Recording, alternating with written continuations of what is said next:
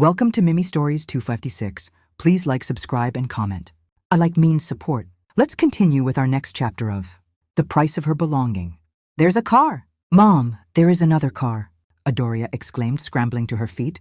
She shaded her eyes with her hands, squinting down the road. Mom, it's another car.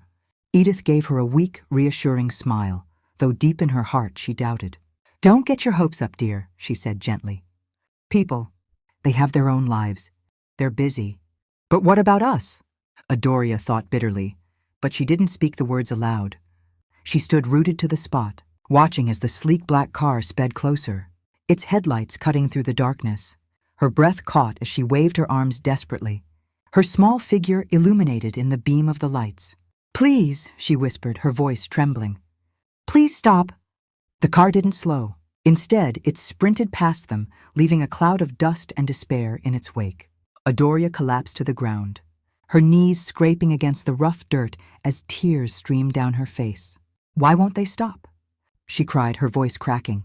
Can't they see us? We're right here. What do we have to do, scream? Her mother reached out, her trembling hand resting on Adoria's shoulder. Don't lose your hope, my love, she said softly. Though her own voice was weighed down by exhaustion, sometimes people just can't stop. Adoria buried her face in her hands, the frustration and desperation overwhelming her. Her mother's words, though kind, didn't ease the ache in her chest. This road was deserted, this hour unforgiving. No public transport would be running. And the personal cars that passed seemed to carry passengers too, preoccupied with their own lives to notice them.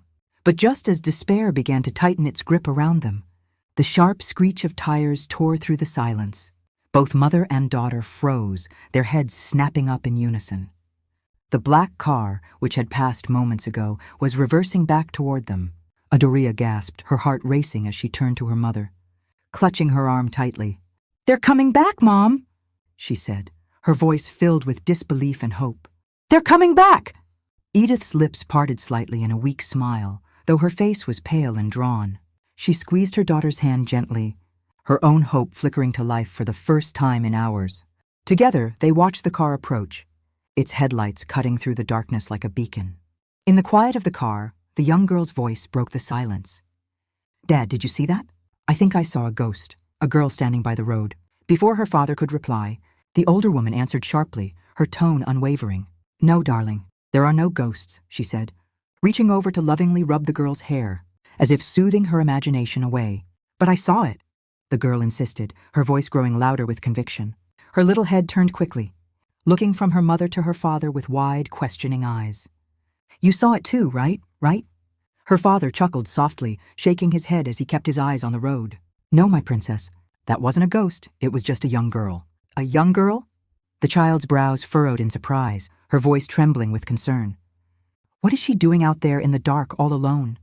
She fidgeted in her seat, her face etched with worry. Shouldn't we stop to help her? The older woman straightened, her voice hurried and clipped. No, dear, she said firmly, her hands folding across her lap. Maybe it's a trap. Bad people sometimes use children to lure you out of your car. And when you stop, they hurt you. The little girl froze, unsure, before glancing again at her parents. Mom? The woman and the man echoed at the same time, glancing at the older woman. The young woman beside her glanced again toward the older woman and spoke. No, dear, maybe you're right, she said cautiously. Maybe she really did need help, but we've already passed her. The child's father exchanged a glance with his wife, his lips tightening as he considered the thought. The woman and her husband were not scared of stopping to help the girl. Their car wasn't alone. They had an escort vehicle trailing behind them. Still, they drove on, leaving the figure behind. The older woman, the grandmother, sat silently. She wasn't afraid, nor concerned about traps. Her voice, though calm, carried an air of indifference. She simply didn't like the idea of poor people getting too close to her family. To her, stopping was unnecessary. The car continued to hum softly as it sped down the dark road. Inside, the little girl wasn't having it. She shifted in her seat, pressing her face to the cold glass of the window. The world outside was quiet, shadows stretching across the deserted street under the faint glow of streetlights. Mom, the girl whispered, turning her head, her voice trembling. What is she doing out there alone? What if something bad happens to her? Her mother barely glanced at her, exchanging a look with the older woman seated beside her. The older woman, the grandmother, gave a pointed glare to the young mother before speaking firmly. No, dear, I don't think it's right to stop, she said. Her voice clipped and authoritative. She might be with the bad guys. These things happen, you know. They use children to trick people, and before you know it, you're in trouble.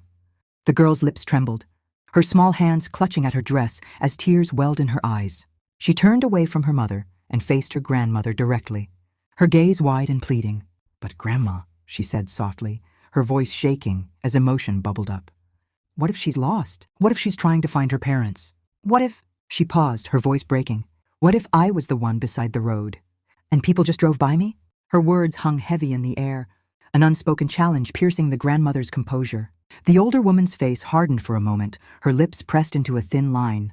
But as her granddaughter's tear-filled eyes searched her for answers, she felt the weight of guilt pressing down on her. She couldn't bear the thought of being seen as the villain in her grandchild's innocent eyes.